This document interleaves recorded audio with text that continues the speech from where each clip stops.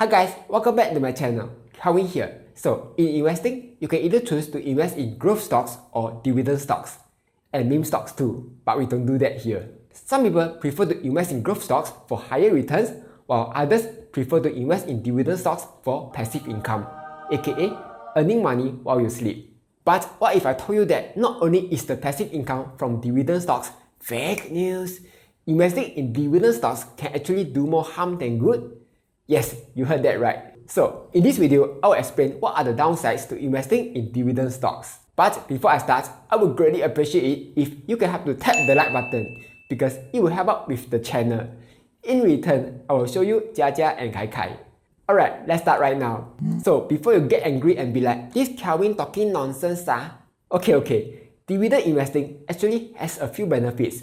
Let's quickly go through some of them. First, compounding returns. So one of the reasons people like to invest in dividend stocks is that if you reinvest your dividends, you can compound your returns. If I plot it on the chart, you can see that over time, you will receive more and more dividends. And that's because of compounding.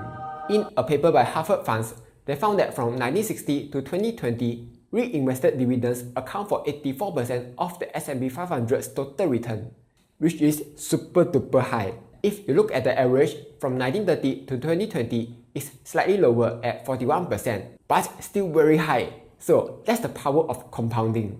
The second reason is stability. In a paper by Dr. Ian Mortimer and Matthew Page, they found that whenever there's recession, dividends fall much lesser compared to earnings per share. For example, from 1973 to 1975, EPS dropped by 15%, while DPS only dropped by 1%, or 1990 to 1991. EPS dropped by 32% while DPS only dropped by 1%. If we take the average, we can see that EPS dropped by 42% while DPS only dropped by 8%. This is because in a dividend paying company, the management always tries to avoid cutting the dividends as much as possible because doing so will reflect badly on the company. So if you were to invest in dividend stocks, you can expect relatively stable returns. In a recession, growth stock investors be like, crash sell On the other hand, dividend investors be like, this is fine. Which leads to the next point, psychology. The two biggest driving forces in investing is fear and greed. When people see stocks going to the moon, they be like, buy Even if the stock is way overvalued, they don't care because they think it can go even higher. Tesla. On the other hand, when people see the market crashing, they will sell immediately because paper handlers will always be paper handlers. Meanwhile, dividend investors don't really care about market volatility because their income doesn't really depend on market prices.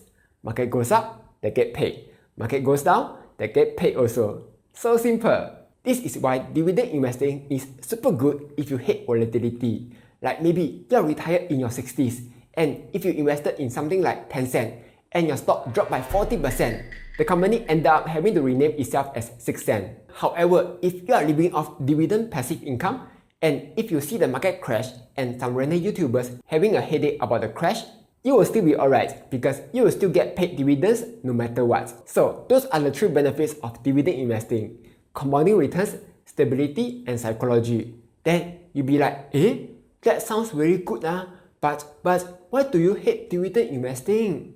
Okay, here's why. So this may come as a surprise to you, but dividend doesn't matter. Then some of you got the Pikachu face and be like, what about passive income? What about free money? Okay, here's the thing you need to know about dividends. Whenever a company pays out dividends, the money leaves the company. Because of this, the stock price will drop by the same amount that is paid out. So let's say you own a stock that's worth $1 and the company pays out 10 cent dividend per stock. The stock will now be worth 10 cents less. This means that you got a 90 cent stock, you got a 10 cent dividend, you got a $1 in total. Got pay like no pay like that. So it's not free money. Only the Fed can print free money. You can't do that all. This means that essentially a dividend is just forced withdrawal, where the company be like, shut up and take back your money. Okay, consider another example. You have two stocks, stock A and stock B, that's both worth $1,000. Stock A pays $40 dividend and stock B doesn't pay any dividend. Instead, you sell $40 of stock B. So what's the difference between these two strategies? That was a trick question. There's no difference. In both cases, you have $40 cash and you now have $960 in both stocks. A study looked into this because science. They explained that the reason investors tend to prefer dividends is because they treat dividends as free money and they think it's disconnected from capital value or share price. But the fact is, there's a correlation between dividends and share price, and there's no difference between receiving dividends or selling stocks to get the money. And this points to a very simple fact: dividends don't matter at all. But do you know what matters? Skillshare. Skillshare is an online learning community with thousands of online classes for all sorts of topics. They got tons of classes on personal finance, stock investing, and options trading. I'm always looking for ways to improve myself. And right now, I'm taking a class called Mastering Productivity, Create a Custom System That Works by Thomas Frank. In this class, I learned how to create better workflows, like how to manage my tasks better, how to take notes, and even how to manage my emails. Yes, I get a lot of emails nowadays. So, because Skillshare is sponsoring this video, the first 1,000 people to use the link down in the description below will get a 1-month free trial of Skillshare Premium membership. In this 1 month, you can take dozens of classes from creativity to entrepreneur to improving your life. So, go click the link in the description. Sure, you'll get to support this channel. But more importantly, you'll get to learn tons of new stuff in Skillshare. With that being said, let's get back to the video. So, earlier on in the video, I mentioned about the power of compounding. But here's the thing, whenever the dividend is paid out to you, how well the dividend can compound depends on how well you can use the money. If you use the money to buy Pao Cha, no more compounding. If you use the money to buy Dogecoin, it depends on Elon Musk's tweets.